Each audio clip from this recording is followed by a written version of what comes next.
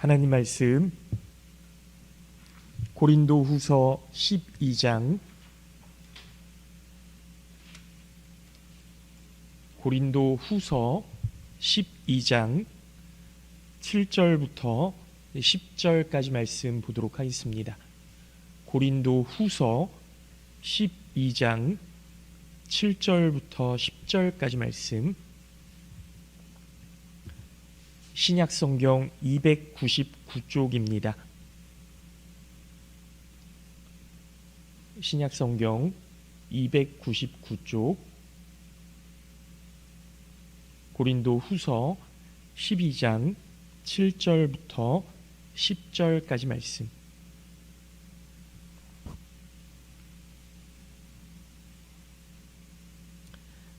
찾으신 줄 믿고 제가 봉독해서 읽도록 하겠습니다.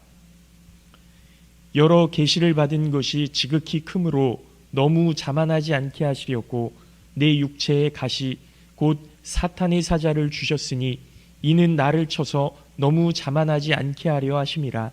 이것이 내게서 떠나가게 하기 위하여 내가 3번 주께 간구하였더니 나에게 이르시기를 내 은혜가 내게 족하도다. 이는 내 능력이 약한 데서 운전하여짐이라 하신지라. 그러므로 도리어 크게 기뻐함으로 나의 여러 약한 것들에 대하여 자랑하리니 이는 그리스도의 능력이 내게 머물게 하려 함이라. 10절 말씀 합독해서 읽겠습니다.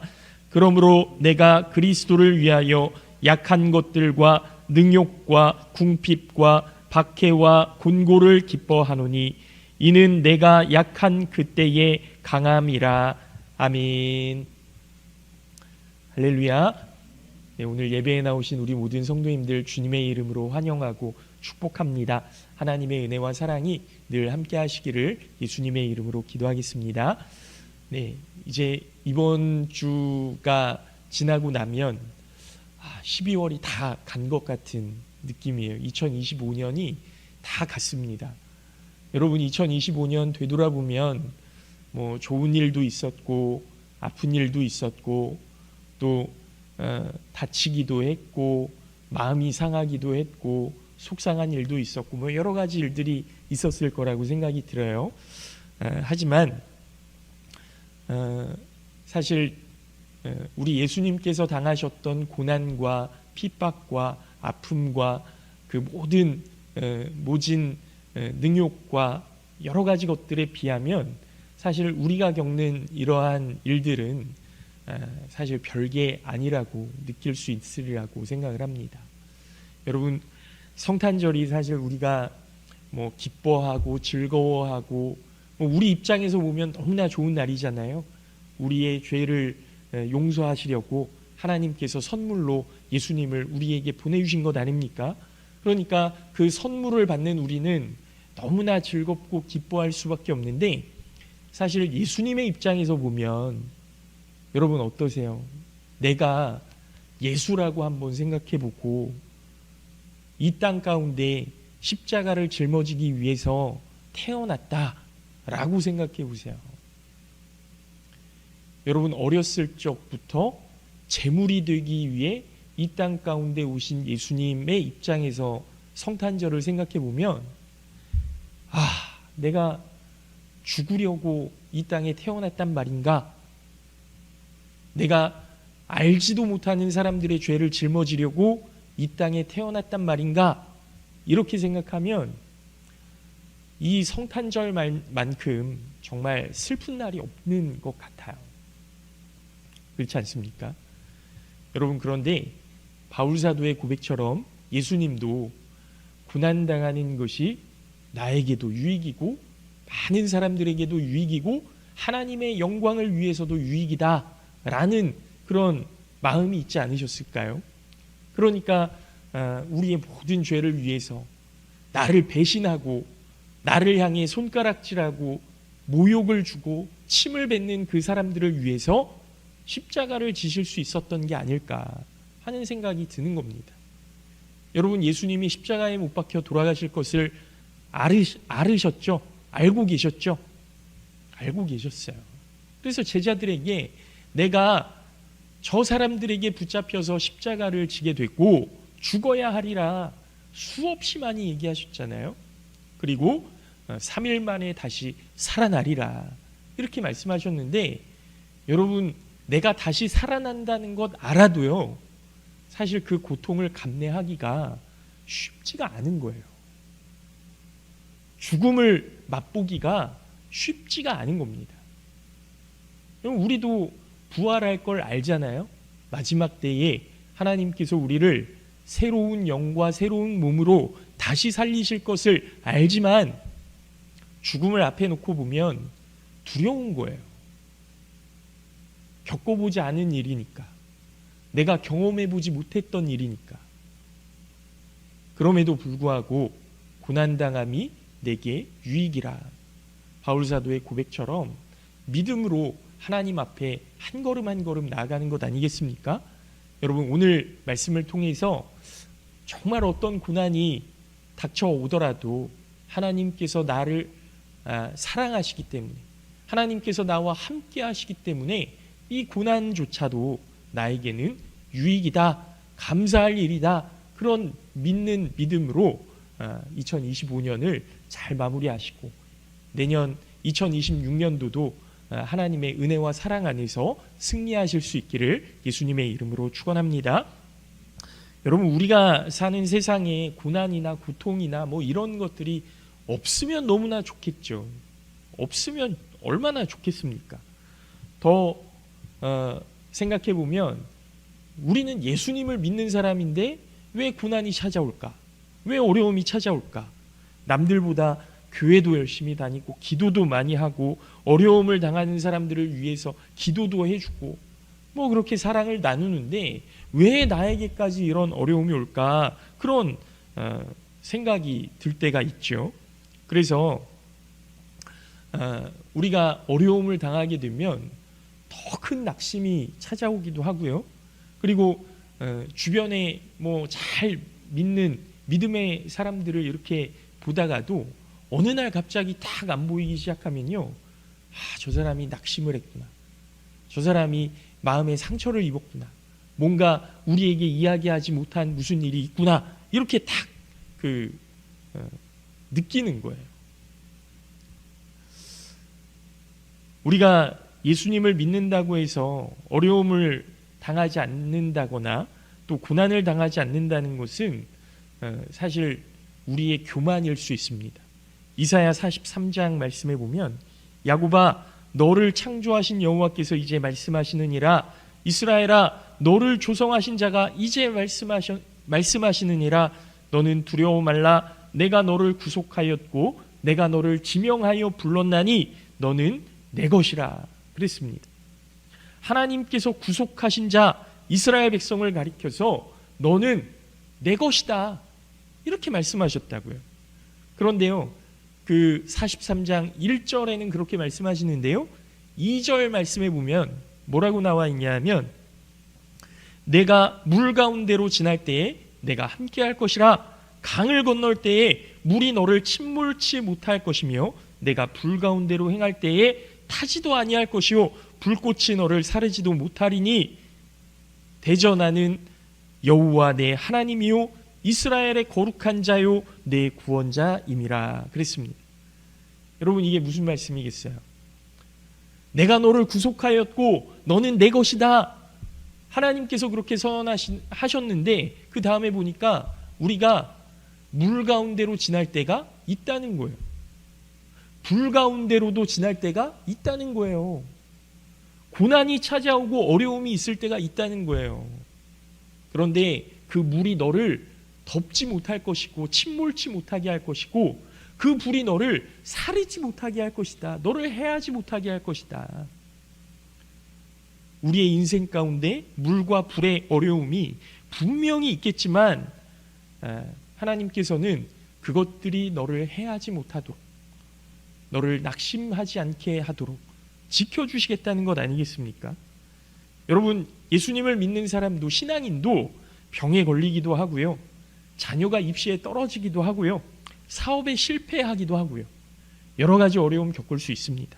그러나 다 같은 고난을 겪지만 그 당하는 목적이 다르고 대하는 방법이 다르고 자세가 다른 거죠. 여러분 욥 아시잖아요. 욥과 같은 그런 믿음의 사람이 온 재산을 다 잃어버리고 자녀들이 죽게 되고 아내도 떠나가고 뭐 이런 어려움을 당했을 때 이렇게 이야기하잖아요. 나의 가는 길을 오직 그가 아시나니 그가 나를 단련하신 후에는 내가 순금과 같이 되어 나오리라. 여러분이 신앙의 고백에는 세 가지 중요한 의미가 포함되어 있습니다. 첫째는 고난과 고통, 자신의 사정을 하나님께서 다 알고 계신다는 거예요. 여러분 우리의 어려움을, 우리의 기도를, 우리의 상황을 하나님께서 다 알고 계심을 믿으시기 바랍니다. 두 번째는 고난은 하나님께서 단련하시는 훈련 과정이라는 거예요. 믿음입니다. 믿음. 내가 당한 고난, 하나님께서 나를 단련시키시는 거다. 나를 훈련시키시는 거다. 하나님에 대한 믿음이에요. 셋째는 고난의 결과로 내가 순금과 같이 불순물이 완벽하게 제거된 순금이 된다라는 확신 아니겠습니까? 사랑하는 성도 여러분, 오늘 우리 가운데 고난당하시는 분이 혹시 계시다면 그 고난으로 말미암아 하나님께서 나를 아시고 나와 함께 하시고 내가 더 순금과 같이 되어서 하나님께서 기뻐하시는 모습으로 나아갈 수 있게 된다라는 분명한 확신을 여러분 믿으시기 바랍니다.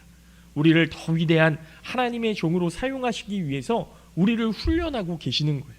우리를 겸손하게 하셔서 항상 주님의 은혜만을 의지하며 살아갈 수 있도록 도우시는 겁니다.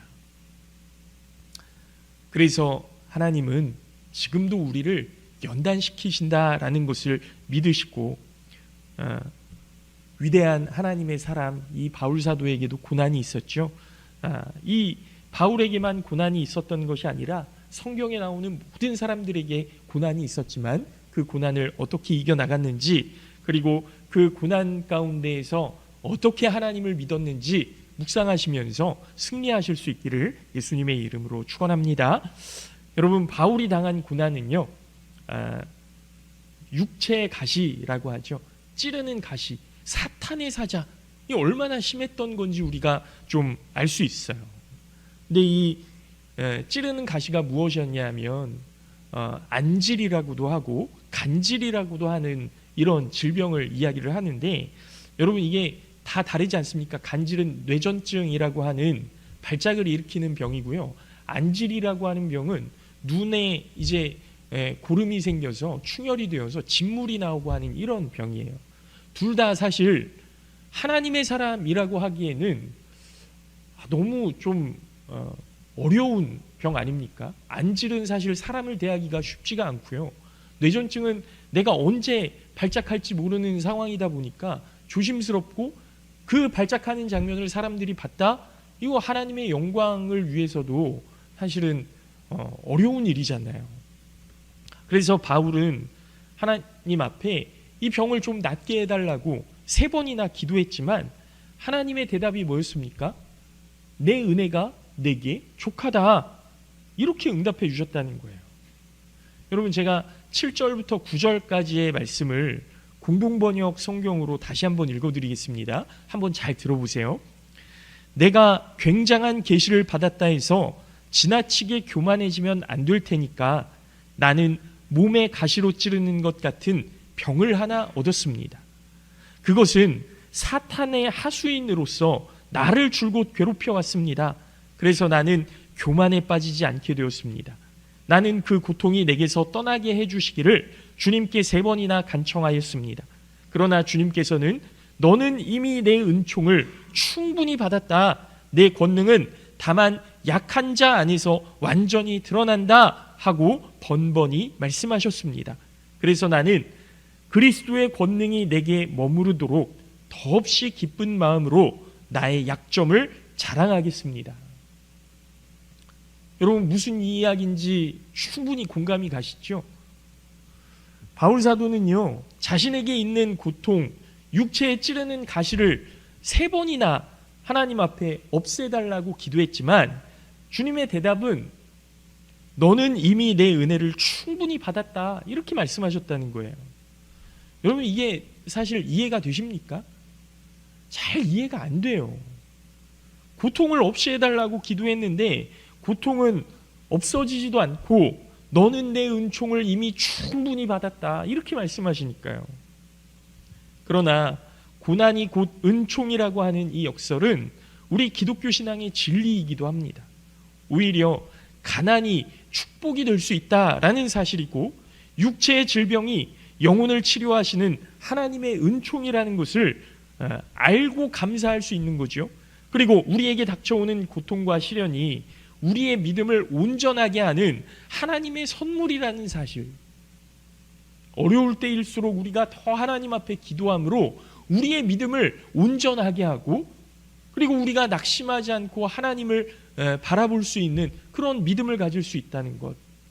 그리고 하나님은 반드시 이 어려움을 극복하게 하실 거라는 것. 그런 믿음으로 살아가게 되는 것 아니겠습니까? 교만해지지 않을 수 있는 것. 여러분, 이 고난이 어떻게 해서 우리에게 유익이 될까? 그것이 어떻게 하나님의 은총이 될까? 이 의미를 한번 생각해 보며 은혜를 나누려고 하는데요.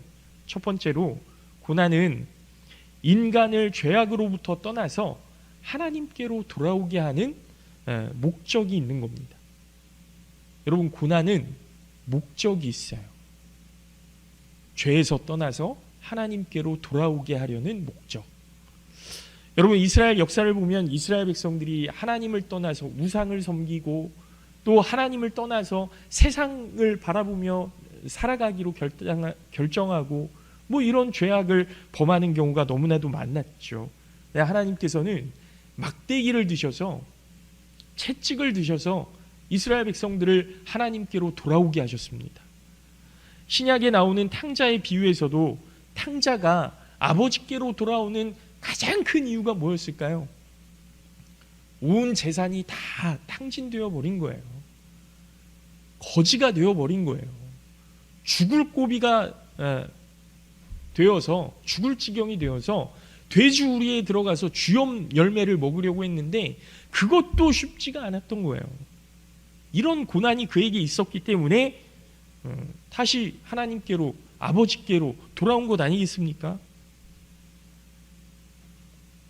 여러분, 세상에서 부자가 되어서 육신의 만족과 안일에 젖어서 하나님이니 교회니 신앙이니 하는 그런 영적인 문제에 추호도 관심이 없이 오직 사업과 장사 그리고 명예라는 현실 문제에 전념함으로 선택의 문제를 외면하고 버림받은 그런 기아로 살아가는 것보다 차라리 가난이라고 하는 고난이 계기가 되어서 영적인 문제를 해결하게 되었을 때 여러분, 어느 것이 더 축복이겠습니까? 여러분, 돈 많이 가진 사람이요, 어려움이 없지 않아요. 오히려 어려움이 더 많습니다. 가족들의 불화가 끊이지 않고요. 오늘 이 자리에도 어떤 고난이 없었다면 예수님을 믿지 않았을 수도 있는 그런 사람들이 있지 않겠습니까? 우리 가운데. 돌이켜보면 고난이 계기가 되어서 하나님께로 돌아오게 되고 하나님의 은혜를 의지하게 된 것이라고 믿습니다. 그런 의미에서 고난은 유익임을 여러분 믿으시기 바랍니다. 두 번째로, 고난은 교육과 훈련이라는 의미가 있다라는 거예요. 교육과 훈련이다. 여러분, 아마 남자들은 학교에서나 군대에서나 좀 어렸을 때는 기합을 많이 받잖아요. 선생님이 마음에 안 들면 너 뒤에 나가서 엎드려 뻗쳐하고 있어, 뭐 이런 것도 많고요. 지금은 뭐 많이 사라졌지만 뭐 나와 그래서 손바닥을 맞기도 하고. 네. 사실 훈련소에서는 이유는 없지만 목적이 있는 기합이다 라면서 기합을 줍니다. 엎드려 뻗쳐 하면 엎드려 뻗치잖아요. 그러면 주먹 쫙 그래요. 주먹 쫙. 주먹 쥐고 엎드려 뻗쳐. 아스팔트 뭐 흙바닥 이런 데에서 주먹 쥐고 엎드려 뻗쳐 하고 있으면 교관이 와서 뭐라고 하는지 아십니까? 너희들은 이제부터 사람이 아니래. 너희는 사람이 아니야. 군대에 들어온 순간부터 너희는 무기가 되어야 된다. 이렇게 얘기해요. 무기가 되어야 된다. 온 몸이 무기가 되어야 된다. 단련시키는 거라는 거예요. 당시에는 잘 이해가 되지 않지만 뭐 일리 있는 이야기 아닙니까? 지금 와서 생각해 보면 그 고난이 어느 정도 이해가 되는 것 아니겠습니까? 우리가 당하는 고난도 마찬가지죠. 이 고난이 왜 오는지, 무엇 때문인지, 왜 이런 고통을 받아야 되는지 그 고난을 받을 당시에는 이해가 되지 않지만 되돌아보면 하나님이 나를 이렇게 사용하시려고 이런 고난을 주셨구나. 하나님이 나를 이렇게 만드시려고 나에게 그때 고난을 주셨구나. 하나님은 분명한 목적을 가지시고 우리를 연단시키시고 하나님의 나라 백성으로 훈련시키기 위해서 때때로 알 수 없는 그런 고난까지도 우리에게 주시는 겁니다. 여러분, 이 이야기 많이 들어보셨을 거예요. 어떤 수족관에 태평양 연안의 많은 물고기를 종류별로 전시를 준비하려고 자동차로 이제 그 물고기들을 이제 종류별로 다 모아서 운송을 하는 거예요. 운송을 하는데 태평양의 물을 그대로 넣고 온도도 수압이고 뭐 햇빛이고 다 똑같이 이렇게 만들어 놨답니다. 그런데요, 그 물고기들을 싣고 2주일이 걸쳐서 트럭으로 운반을 해갖고 왔는데 그 물고기들이 얼마나 남았을까요? 대부분 죽었더래요. 대부분. 몇 번이나 시도를 했지만 역시 계속 죽더라는 거예요. 그러다가 한 가지 방법을 강구하게 됐는데 그게 뭐였냐면 물고기들에게 적당한 스트레스를 주는 거였어요. 그래서 물고기 운반 차량에 바다의 악동이라고 하는 문어 새끼 그리고 상어 새끼 이런 것들을 이제 수족관마다 이렇게 한 마리씩 넣어놨던 거죠. 그런데 이상한 것은 태평양 바다의 온도와 수압, 햇빛에 맞춰서 편안히 한 2주 동안 물고기들을 수송했을 때는 전부 죽었는데 괴상한 그 물고기들, 이 바다의 악동들을 같이 넣어서 왔을 때는 한 마리도 죽지 않았더라는 거예요. 문어 새끼들과 상어 새끼들이 물고기 사이를 막 헤집고 다니기 때문에 잠도 제대로 잘 수 없었고 정신을 차리고 긴장하지 않을 수 없었기 때문에 물고기들이 다 살았더라는 겁니다. 여러분, 바닷속에 여러 물고기들이 살 수 있는 조건은 항상 바다 밑에 깔려있는 조류의 물살을 거슬러 오르는 의지와 수많은 동물들, 문제어들에서 벗어나려는 이 긴장, 그것들이 이 물고기들을 살게 하는 것이었다라는 거죠. 우리 인생에도 오직 편안과 안일만 주어진다면 그 영혼은 결국 타락에 빠져서 죽어버리고 말 겁니다. 그러므로 우리 인생에 주어지는 시련과 고난과 아픔들은 결코 상처만을 주는 것이 아니라 이 우리 인간들이 살아가기에 꼭 필요한 지혜와 의지 그리고 성숙한 인격을 키울 수 있게 해준다는 교훈을 우리는 이 어류 수송 차량에서 배울 수 있게 되는 거죠. 마지막으로 고난은 인간을 보다 깨끗하게 만드시려고 뜨거운 용광로를 지나게 하시는 성결의 의미가 있습니다. 성결의 의미. 여러분, 우리 그리스도인들에게는 확실히 믿음이 있죠. 그러나 믿음뿐만 아니라 동시에 다른 것들도 많이 있어요. 욕심도 있고요. 불같은 성격도 있고요. 미움이나 시기, 질투 같은 것들이 있어서 성령의 지배를 받지 못하도록 우리를 방해합니다. 혹은 세상적인 것들을 자랑하고 싶고 뽐내고 싶고 그래서 교만에 빠지게 하기도 하죠. 그러나 이러한 것들이 불 속에 들어가고 시험을 만나고 환난을 겪게 되면 용광로 안에서 다 타버리는 거예요. 불순물들이 녹아지는 것처럼 다 타버리는 거예요. 그래서 베드로 사도는 베드로전서 1장 7절 말씀에서 너희의 믿음의 시련이 불로 연단하여도 없어질 금보다 더 귀하여 예수 그리스도에 나타나실 때에 칭찬과 영광과 존귀를 얻게 하려 하심이라 그랬습니다. 그리고 바울 사도는요, 로마서 5장 3절 이하의 말씀에서 우리가 환난 중에도 즐거워하나니 이는 환난은 인내를, 인내는 연단을, 연단은 소망을 이루는 줄 너희가 알미로다 그랬습니다. 이렇게 볼 때 고난의 가시는 땅과 하늘, 즉 인간과 하나님의 보좌를 연결하는 사닥다리인 거예요. 고난은 하나님과 우리 인간을 연결시켜주는 사닥다리라고요. 그리고 우리를 보다 더 선하게, 깨끗하게, 그리고 훌륭하게 만들어주는 위대한 스승님을 여러분 믿으시기 바랍니다. 결국 우리의 위기는 기회입니다. 오늘 본문에 있는 말씀처럼 우리의 연약함과 고난의 가시는 그리스도의 능력이 여러분들에게 머물게 되는 거룩한 장소가 됨을 믿으시기 바라고, 이제는 우리의 지혜나 인간적인 조건을 자랑하지 않고 온전히 주님의 능력을 의지하며 주님, 우리를 당신의 도구로 사용하여 주시옵소서. 여러분, 예수님도 이렇게 기도하셨잖아요. 이 잔을 내게서 옮겨 주시옵소서. 그러나 내 뜻대로 마시옵고 오직 아버지의 뜻대로 되기를 원하나이다. 여러분, 이게 진정한 성탄의 의미 아니겠습니까? 성경에 하나님은 토기장이라고 말씀하시죠. 여러분, 진흙을요, 진흙과 같은 우리를 때로는 부수시기도 하시고요, 아이의 반죽을 지디기고 짓밟으시다가 때가 되면 우리를 그 반죽을 아주 아름다운 도자기로, 아주 아름다운 그릇으로, 때로는 어디에나 사용할 수 있는 그런 것들로 그렇게 만들어 가시는 거예요. 그런 의미에서 고난이 없으면 우리는 아무것도 할 수가 없습니다. 하나님의 일을 하는 사람들은 다 고난을 받았습니다. 고난을 통해 하나님의 뜻을 깨닫고 고난을 통해 하나님의 능력을 경험했던 거죠.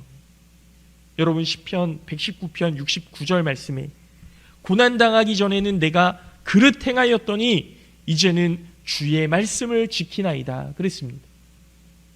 고난당하기 전에는 내가 그릇 행하였더니, 잘못된 일만 행하더니 고난당한 이후에는 내가 주님의 말씀을 지키나이다. 여러분, 고난을 당하고 나서, 고난이 나를 연단한 후에 하나님의 뜻과 계획을 알게 되었고 비로소 바르게 행할 수 있게 되었다는 이야기 아닙니까? 여러분, 고난을 통해서 우리는 주님의 말씀, 주님의 계획, 주님의 뜻을 배우게 됨을 믿습니다. 바라기는 우리 모든 성도님들이 고난 가운데 있지 않을 수 있지만 스스로 처한 고난의 상황 속에서 고난을 통해서 말씀의 비밀을 깨달으시기 바라고, 고난을 통해서 하나님의 뜻을 깨달으시기를 바라고, 우리를 위해 고난당하셨던 예수님을 묵상하시면서 믿음 안에서 승리하시는 귀한 일주일이 되시기를 예수님의 이름으로 축원합니다. 잠깐 기도하겠습니다.